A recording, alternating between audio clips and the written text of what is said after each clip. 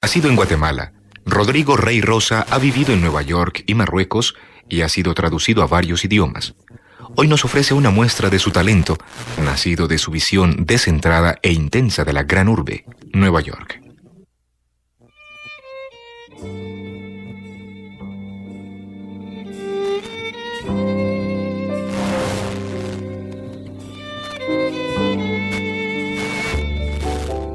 La niña que no tuve.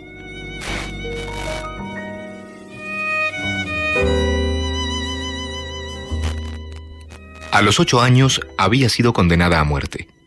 Una extraña enfermedad cuyo nombre no quiero repetir, la disolvería en menos de 120 días, según varios doctores. El médico que me dio las malas nuevas lo hizo cuan humanamente pudo, pero eso no bastó. Tuvo que ser cruel, con la crueldad particular que se desarrolla en esa profesión. Le pedí que describiera las etapas de la enfermedad y él precisó punto por punto, con un margen de 2 o 3 semanas, la descomposición de mi niña. Como terminada la descripción, él añadió: «Me temo que no hay nada más que nosotros podamos hacer». Le dije que si lo que aseguraba no era cierto, yo lo maldecía. Llegué a casa con pensamientos fúnebres mezclados con accesos de esperanza, pero la niña estaba tendida en su camita, pálida y temblorosa, pues era la hora de los ataques. La niñera salió del cuarto en silencio y yo me arrodillé al lado de la niña. «¿Cómo te sientes?», le pregunté y le besé la frente. «Mal», dijo y agregó: «Voy a morirme, ¿verdad?». Por un descuido mío, una semana antes ella había leído una carta del doctor acerca de la posibilidad de su muerte. «No creo», le dije. «De niño yo también estuve muy enfermo varias veces y sobreviví». «Yo también quiero sobrevivir», dijo con una seriedad conmovedora. «Pero papi, si voy a morirme, si los doctores piensan que me voy a morir, dímelo. No me engañes». Me miraba fija, intensamente, y no pude mentir. «Según el doctor que ha estado viéndote, podrías morirte dentro de 4 meses. Pero yo no lo creo». «¿4 meses?» Se puso a contar, primero mentalmente y luego para asegurarse con los dedos. «Eso sería en febrero». Asentí con la cabeza. Tomé su mano, sudorosa, y la apreté, y ella se quedó dormida, o con su delicadeza de pequeña fingió que se dormía. Al día siguiente me levanté temprano, le hice el desayuno y le preparé el baño. Por la mañana parecía una niña sana y por un momento olvidé que había sido condenada. Salí de compras. Era una esplendorosa mañana de noviembre, de modo que al volver a casa le propuse que saliéramos a pasear después de comer. «¿A dónde quieres ir?», me preguntó. «A donde tú quieras», dijo inmediatamente, «a un lugar al que nunca hayamos ido». Eran tantos los lugares a los que no habíamos ido. Había sido un error que yo la concibiera, yo, que siempre tuve miedo a la descendencia. Pero no me opuse a los deseos de su madre con suficiente determinación y la niña nació. Su madre me abandonó hace 3 años y aquí estamos. Cuando salíamos, al cruzar la doble puerta del vestíbulo, un hombre alto y pálido que aguardaba la ocasión se introdujo furtivamente en el corredor. «Un drogadicto», dijo ella, y el hombre pudo oírla. «Tal vez», dije. En la calle me recriminó. «Claro que era un drogadicto. ¿Por qué dices tal vez?». «Tal vez te oyó». «¿Y qué? Es la verdad». A la gente no le gusta oír lo que uno piensa de ella. Me miró entre decepcionada y comprensiva y dijo: «Supongo que no». En la esquina de Bowery y la Octava me tiró de la mano. «¿Por qué no vamos a Times Square?». Tomamos el subterráneo en Astor Place, con su telón de fondo kitsch. Abajo en el andén, una bandada de poetas daba un tono intelectual y hasta elegante a ese agujero del Grand Gruyère. La cosa sería evacuar la ciudad, demolerla por completo de una sola vez, darle la espalda al sitio y reintegrarse a la realidad. Subimos al tren, ingresamos en el túnel. El carro dio un bandazo y los pasajeros que estaban de pie fueron lanzados unos contra otros, pero los cuerpos con caras grises se mantuvieron de pie, con un movimiento pendular, como si colgaran de sus ganchos en un matadero prolongado. Cadáveres de todas las edades. El cemento era tan duro en la calle 42 y el aire helado hería de la misma manera que 10 años atrás, cuando caminé por primera vez en esta ciudad, pero el lugar había cambiado. En la antesala de la muerte, hubiera sido de esperar que cada quien buscara el placer del prójimo como el suyo propio, pero suele ocurrir lo contrario. Así, en lugar de un jardín de las delicias de fin de siglo, la ciudad era una morgue suprema.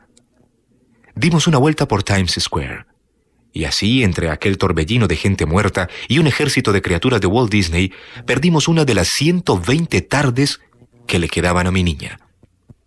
Volvimos a casa decaídos al atardecer. Llegué al 7º piso como siempre, sin aliento. Las luces de un pequeño rascacielos entraban, en lugar de la luz de las primeras estrellas, por un ventanastro en el otro extremo de nuestro apartamento. Me acerqué a la ventana. Era como arena erizada al lomo de un imán, aquel paisaje. Preparamos juntos la comida y cuando nos sentamos a comer, ella me dijo: «Perdimos el tiempo esta tarde. Debí quedarme leyendo o estudiando. No tengo tiempo que perder». «Pero, Linda, hacía un día hermoso». «Sí, lo sé. Sé que tratas de hacerme feliz porque tengo poco tiempo, pero no trates demasiado, ¿está bien?» Me quedé callado un momento, mientras ella miraba por la ventana el pequeño rascacielos. «Claro, preciosa. Perdona, pero nadie es perfecto». Me encogí de hombros y creo que si hubiera tenido rabo, lo habría escondido entre las piernas. Ella cerró los ojos y luego me miró de una manera extraña. Me aterrorizó. «Papi», me dijo, «antes de morirme quiero saber lo que es el sexo». Levanté las cejas y tragué saliva y se me cortó la respiración. Habría oído algo en la escuela, pensé, era lo natural. Me pregunté fugazmente si no habría fantasmas pornográficos flotando todavía por la calle 42. Recordé al ratón Mickey, a Pluto, a Clarabella. «Sí, mi niña», dije con una sonrisa confundida, «un día de estos te lo explicaré». «¿Me lo prometes?» Asentí con la cabeza. «No, quiero que lo digas». Dije que se lo explicaría. Miré el reloj que estaba sobre el televisor. «¿Cuándo?», preguntó. «Ya son las 7. ¿Cómo corre el tiempo?», le dije. «Desde luego hoy no». Hizo una mueca. «Sí, ya lo sé. Comienzo a sentir los temblores». La acompañé a su cuarto, le puse el pijama y la acosté. Le di a tomar sus medicinas. Tantas gotas de esto, tantas gotas de aquello, tantas de lo otro. «La luz», dijo. Apagué la luz y nos quedamos juntos en la penumbra, esperando sus ataques.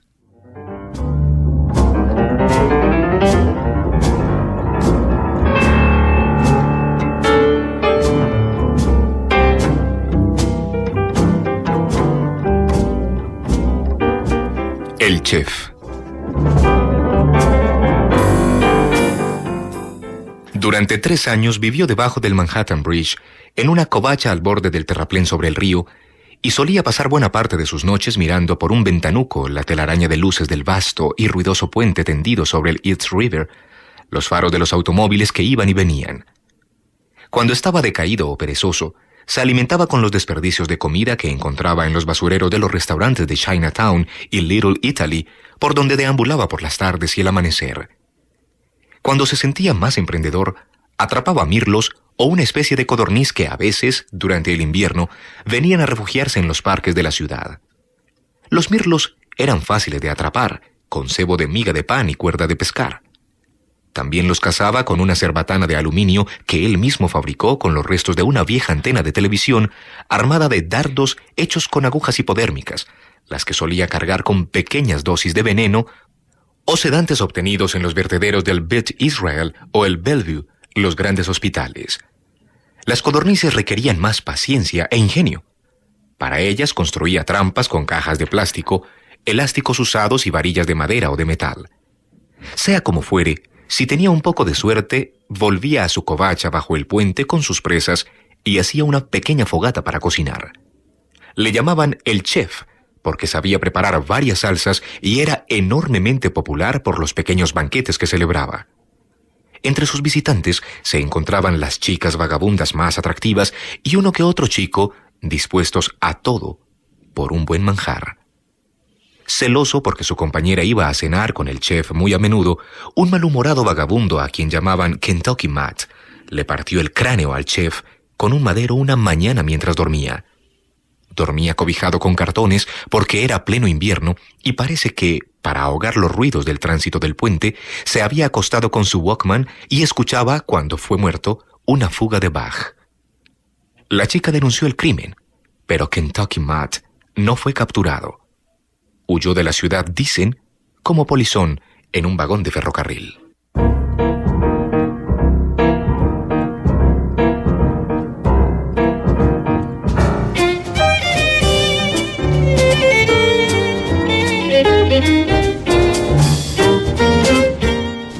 Poco loco.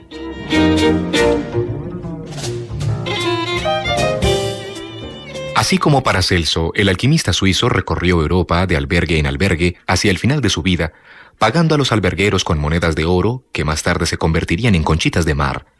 Alicia Birley, una chica de Zúrich que fue a Nueva York a estudiar danza moderna, había soñado con errar de apartamento en apartamento por Manhattan, pagando a los propietarios con dinero encantado. El taxi que tomó en el aeropuerto la dejó en el número 17 de Bleecker Street, donde vivía Patty, una española 10 años mayor que ella y amiga de amigos, quien le había ofrecido alojamiento por algunos días mientras Alicia buscaba apartamento. Alicia tocó el timbre y poco después Patty asomó la cabeza por la ventana de la nave del 7º piso y dejó caer la llave de la puerta de la calle envuelta en un calcetín. «Welcome to Nueva York», le dijo Patty al abrirle la puerta, y Alicia entró en la nave casi sin aliento a causa de la escalada. Así comenzó a darse cuenta de que en el Nueva York de los artistas jóvenes, las comodidades no sobraban, de que los edificios eran viejos y no era extraño que carecieran de ascensor, de que los muebles podían ser muy rústicos y las camas eran colchones extendidos en el suelo. También se enteró pocos días más tarde de que la hospitalidad duraba poco y de que la manera más rápida de hallar vivienda en el excéntrico East Village era a través de los tablones de anuncios de algunos restaurantes y bares. Artista serio busca taller. ¿Cómo contactar a tu guía espiritual? Clases de percusión. Sacamos a pasear a tu perro. Masajes a domicilio. Vendo bicicleta. Bailarina necesita compartir apartamento. ¿Sí habla Alicia? Era un chico con acento sureño que tenía un apartamento de 2 cuartos para compartir. Su nombre era Daniel y proponía encontrarse con Alicia al día siguiente por la tarde en el Veselka, un restaurante ucraniano. Yo tendría mis reservas acerca de compartir apartamento con un chico, le decía Patty a Alicia un poco más tarde mientras cenaban. Claro que, desde luego, podría estar muy bien. Conócelo y calcula. Alicia había tomado varias clases de técnica de Martha Graham en Zúrich, de modo que conocía la etiqueta de la escuela. Llegó con 15 minutos de antelación y con su unitardo de un solo color a la academia, que era una elegante casa de piedra marrón de 4 pisos en el Upper East Side, cuyos muros exteriores estaban completamente cubiertos de hiedra. Después de una breve entrevista con una secretaria de aspecto severo, fue enviada a una clase de nivel intermedio en un salón del 1er piso. Para su sorpresa, casi todas las otras alumnas, no había más que un chico, eran asiáticas y muy poco amistosas. Al regresar a la nave del Bleecker Street, Alicia fue directamente a revisar el contestador, pero no había mensajes ni para ella ni para Patty. De modo que se preparó un almuerzo ligero y se duchó para acudir a la cita con Daniel.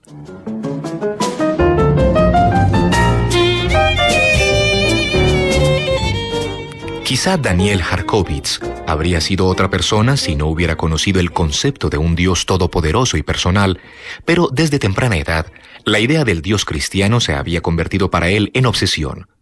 Demencia religiosa, dijeron los psiquiatras forenses que lo examinaron cuando tenía 10 años, porque había intentado matar por ahogamiento a un niño de su edad durante una ceremonia bautismal a orillas del Mississippi.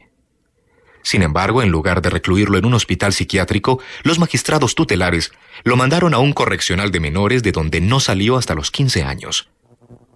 Había épocas en que Daniel creía que era el Hijo de Dios y épocas en que era Satanás. Y también habían largos intervalos cuando descendía al mundo de los mortales y estaba sujeto a las leyes de la llamada realidad. Fue durante uno de estos cuando Daniel, que tendría entonces 28 años, determinó mudarse a la ciudad de Nueva York, a donde viajó desde Arkansas, haciendo autostop y en varios trenes al estilo vagabundo de polizón. Sus primeros meses en Nueva York los pasó prácticamente a la intemperie, y no tardó mucho en convertirse en guía espiritual de uno de los pequeños grupos de jóvenes iconoclastas que acampaban por aquel tiempo en el parque del Tompkins Square. Al acercarse el invierno comenzó a buscar habitación, pues, al contrario de la mayoría de los vagabundos que veraneaban en el parque, él no tenía deseos de hacer vida de nómada y trasladarse al sur.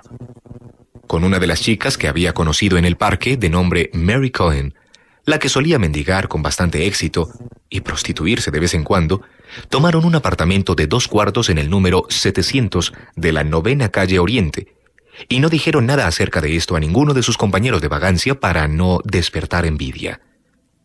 Durante casi 2 años compartieron el apartamento. Convivieron en relativa armonía, aunque se veían poco. Pero Mary desapareció un día de primavera sin dejar rastro ni ofrecer ninguna explicación, y Daniel sufrió un ataque de nervios. Durante casi 14 días, no salió del apartamento. Padeció de hambre y de sed. Se puso muy pálido y delgado. 2 cosas le fueron reveladas durante este período de crisis.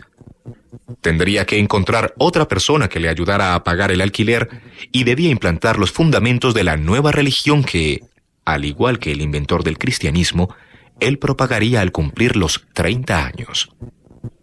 Por aquel tiempo, Daniel comenzó a aparecer en público con una gallinita negra al hombro a la que hablaba en murmullos constantemente y a la que llamaba Poco. Los latinos que frecuentaban el parque le pusieron entonces el mote de Poco Loco, por el cual se le recuerda todavía en el barrio. Un chaparrón comenzó a caer cuando Alicia llegaba al restaurante. No había allí nadie aguardándola, pero ella se sentó al mostrador y pidió una taza de café.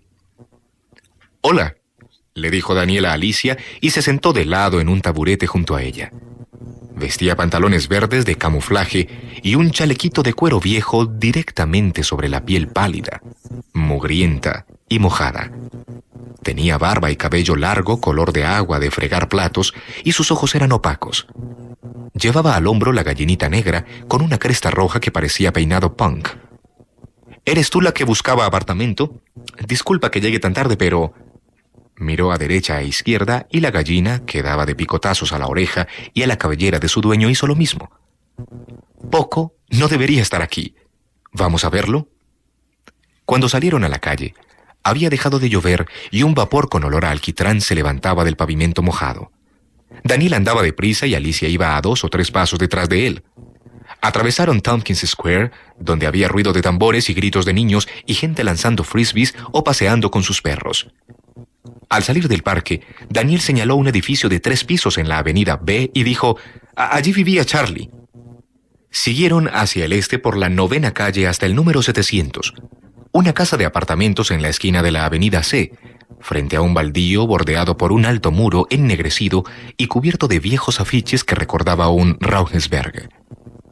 Era un edificio de ladrillo y armazón de hierro construido a mediados del 19, con cornisas de mampostería y la típica escalera de emergencia en el exterior.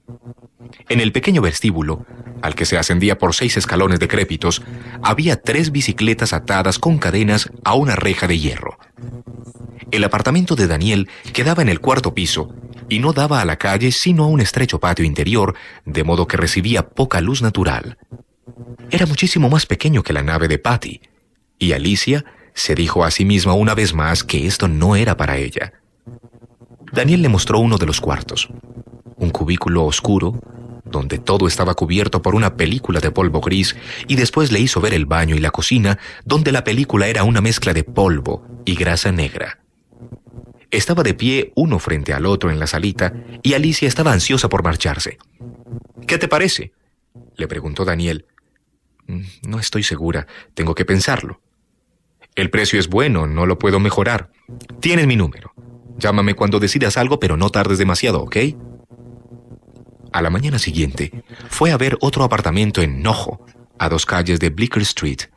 Pero aquello parecía más bien un armario, y Alicia se enfureció con la gente que se lo mostró, que insistía en que se trataba de una ganga. 2 días más tarde, después de varios fiascos similares, llamó a Daniel y quedaron en que a partir del día siguiente, el primer jueves del mes, compartirían el apartamento. Aunque se había preparado mentalmente, el aspecto del sitio volvió a desanimarla. Daniel la recibió fríamente, extrañamente. Después de que el dinero, la primera semana de alquiler más un depósito de seguridad, y las llaves hubieron cambiado de manos, le dijo que él no utilizaba el teléfono, pero que si Alicia lo deseaba podía conservar la línea, que ella tendría que pagar las cuentas y que tendría que conseguir otro contestador porque el que estaba allí era de un amigo y tenía que devolverlo.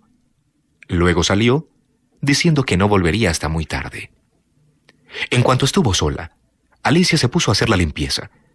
Trabajó durante 2 horas en su cuarto y luego extendió la operación a la salita, a la cocina, al cuarto de baño. Terminada la tarea, se sintió un poco mejor. Había llenado 3 bolsas grandes de toda clase de basura.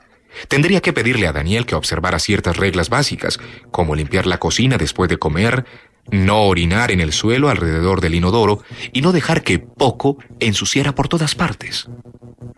Estaba a punto de entrar en el baño para ducharse, pues estaba sudorosa y sucia, cuando se le ocurrió hacer una limpieza también en la habitación de Daniel. Había un olor dulzón en este cuarto. Daniel tenía la costumbre de quemar incienso. La cama de Daniel, como la de ella, era un colchón extendido en el suelo. La ventana daba a una escalera para incendios y allí, atada con una cadenita a la reja de hierro, estaba Poco, parada en una sola pata, mirando a lo lejos por encima de un oscuro mar de tejados en la luz del atardecer. En la pared sobre la cama había un afiche de Baphomet, el macho cabrío, y contra la pared adyacente en el suelo una hilera de libros viejos. Decidió que sería más prudente dejarlo todo cual estaba. Salió del cuarto y cerró la puerta.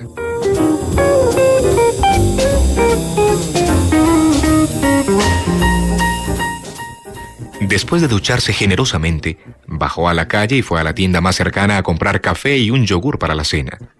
Serían las 11 de la noche cuando se metió en la cama lista para dormir. Su nuevo dormitorio, limpio y ventilado, había dejado de parecerle un lugar hostil. No sería tan difícil vivir aquí un par de semanas. Si quería un sitio para ella sola, sería necesario trabajar muchas horas diarias para poder pagar el alquiler. Cuando a medianoche se quedó dormida, Daniel aún no había vuelto. Convivir con Daniel resultó más fácil de lo que había imaginado, ya que casi nunca coincidían en el apartamento, pero no se sentía a gusto con él. Tenía la impresión de que Daniel hacía todo lo posible por evitarla. Por curiosidad, Alicia había entrado 2 o 3 veces en el cuarto de Daniel y había hojeado algunos de sus libros. Una vida de Anton S. Lavey, por él mismo. Real Magic, de Isaac Bonewitz. The Ultimate Evil, de Maury Terry. Paracelsus, de Robert Browning.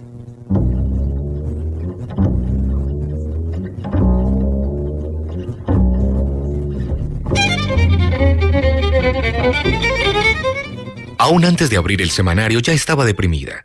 Sabía que el apartamento que buscaba no estaba a su alcance. De todas formas, revisó la sección de alquileres columna a columna, anotó números de teléfono y elaboró volantes. Por la tarde al día siguiente, cuando volvía de las clases de danza, encontró a Daniel en el apartamento. Estaba sentado en el sofá negro y destartalado junto a la mesita del teléfono, mientras Poco corría de arriba abajo por el suelo. «Te han estado llamando por teléfono», le dijo sin saludarla. «No sabía que buscabas otro apartamento». Alicia se sintió culpable, pero desmedidamente, como si hubiera cometido una imperdonable transgresión. Replicó: «Oh, sí, no te lo había dicho. No te había visto últimamente». Fue hasta la puerta de su cuarto, se descolgó el bolso del hombro y lo dejó caer entre las sábanas revueltas del colchón. Luego atravesó la salita para ir a la cocina, donde abrió la nevera, extrajo una jarra de agua y se sirvió un vaso grande. Bebió y volvió a mirar a Daniel, que la había seguido con la mirada, una mirada hostil. «¿Cuándo pensabas mudarte?», le preguntó. Alicia puso el vaso en el fregadero. «No sé si voy a mudarme, estoy investigando nada más». Daniel bajó la vista y comenzó a seguir los movimientos de Poco. «¿Tienes alguna queja? ¿Algo te molesta aquí?» «No, he estado muy a gusto», dijo Alicia. «Es solo que quisiera un lugar para mí sola. Tú me entiendes». «Las personas que llamaron hablan de compartir, bueno, pero no importa». Le dio un papelito donde había anotado los nombres y los números. «Eres libre». Poco había dejado de dar vueltas y ahora movía la cabeza de un lado para otro, como suelen hacerlo las gallinas cuando están alarmadas. «Pero no eres libre de entrar en mi cuarto a fisgonear». «¿Qué dices?». Daniel hizo un ruido gutural y alzó los ojos a los de Alicia. No me mientas. Sé que entraste. Dejaste huellas por todas partes. Oh, pero eso fue hace días. Alicia parpadeó. Entré con la intención de barrer. Disculpa, no quise molestarte. Giró sobre sus talones y se dirigía a su cuarto cuando Daniel continuó. ¿Y por qué has estado husmeando entre mis libros? Alicia se detuvo en el umbral, confundida, enfadada, consciente de que se había sonrojado. Bajó la cabeza y respiró antes de volverse para mirar a Daniel. Disculpa, repitió. Es verdad que he hojeado tus libros. No pude resistir la tentación. Poco, dijo Daniel.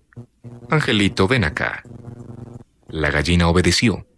Dando 2 aletazos, trepó al regazo de Daniel y siguió escalando hasta colocarse en su hombro. Entonces Daniel miró de nuevo a Alicia y dijo, pero como si no hablara con ella, malo, muy malo. Se volvió hacia Poco. ¿Listo? Alicia entró a su cuarto y cerró la puerta. Tan calladamente como pudo, levantando la manija para que el pistillo no hiciera ruido, echó la llave. Pero, pensó, Daniel debía de percatarse. Luego, con un torbellino de presentimientos que le zumbaban en la cabeza, se sentó al filo del colchón. Oscureció y Alicia, que había permanecido inmóvil mucho tiempo, escuchando los ruidos del otro lado de la puerta. Daniel daba pasos por la sala y había encendido la luz. Lavaba platos, hablaba con Poco, empujó el bolso con una mano, estiró las sábanas y se acostó. Tenía miedo y se reprochaba a sí misma por haberse instalado allí. Mañana mismo se mudaría, a casa de Patty si la aceptaba o a algún hotel. Serían las 2 cuando se despertó. Estaba vestida, acalorada y sedienta. Ya no había luz en la sala y el apartamento estaba silencioso. Alicia se levantó. Necesitaba comer y beber algo. Fue a la ventana y le abrió completamente y se quedó escuchando el ruido de una sirena de policía que se alejaba rápidamente. Un vecino tosía. Fue hasta la puerta, le quitó la llave, la abrió. No había nadie en la sala y la puerta del cuarto de Daniel estaba cerrada. Con cautela, se dirigió a la cocina y encendió la luz. Había una olla grande sobre una de las hornillas y Alicia quedó sin respiración. Allí estaban las entrañas de Poco, intestinos, hígado, corazón, flotando en una masa de sangre a medio coagular. Alicia se llevó una mano a la boca, apartó la mirada. Al lado del fregadero había un tazón negro lleno de sangre negra. Se volvió hacia la nevera y la abrió. En un platillo de china, en la repisa más alta, estaba la cabeza de Poco, con un ojo abierto que miraba con indiferencia. Y en la repisa inferior, en una tabla de cortar, estaba el cuerpo desplumado panza abajo. La piel blanca de la gallina estaba cubierta de signos, cruces, círculos, rombos, trazados con tinta azul. Alicia cerró la nevera, sintió náuseas. Volvió a su cuarto deprisa y cerró la puerta con llave. Era la primera vez que sentía aquella clase de miedo, un miedo vivo que le hormigueaba por toda la piel. Su vida estaba en peligro, comprendió, y estaría en peligro mientras permaneciera allí. Miró el reloj, eran casi las 3. No importaba, se marcharía en el acto. Hizo las maletas y en 15 minutos estuvo lista para partir. Una vez cruzara la puerta, una vez pusiera los pies fuera de aquel apartamento, la pesadilla habría terminado y estaría a salvo. Se echó al hombro la bolsa de viaje, su bolso de mano y el neceser vacío y salió del cuarto. Pero allí, entre ella y la puerta, estaba Daniel, de pie, cruzado de brazos, mirándola fijamente. ¿Has visto a Poco?, le preguntó. Alicia comenzó a caminar hacia la puerta, dando un rodeo para sortear a Daniel. Pero él se movió rápidamente para impedirle el paso y de un empujón la lanzó de espaldas contra la pared. «¡Estás loco!», exclamó Alicia. «¡Déjame salir!». «Seguro», dijo él, pero en la mano tenía un cuchillo Bowie de hoja larga. No se sabe si es cierta la leyenda que circuló por Tompkins Square, que decía que Daniel alimentó a sus seguidores durante varios días con la carne de Alicia. Lo cierto es que fue el mismo Daniel quien hizo correr este rumor y la policía se enteró. Cuando lo arrestaron en su apartamento, la cabeza de Alicia estaba todavía en una olla en el congelador.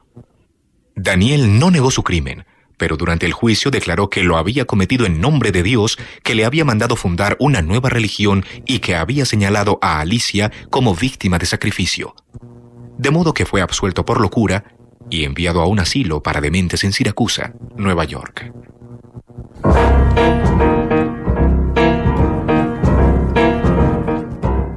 En Literatura para Oír han escuchado Relatos de Nueva York. Rodrigo Rey Rosa, escritor guatemalteco.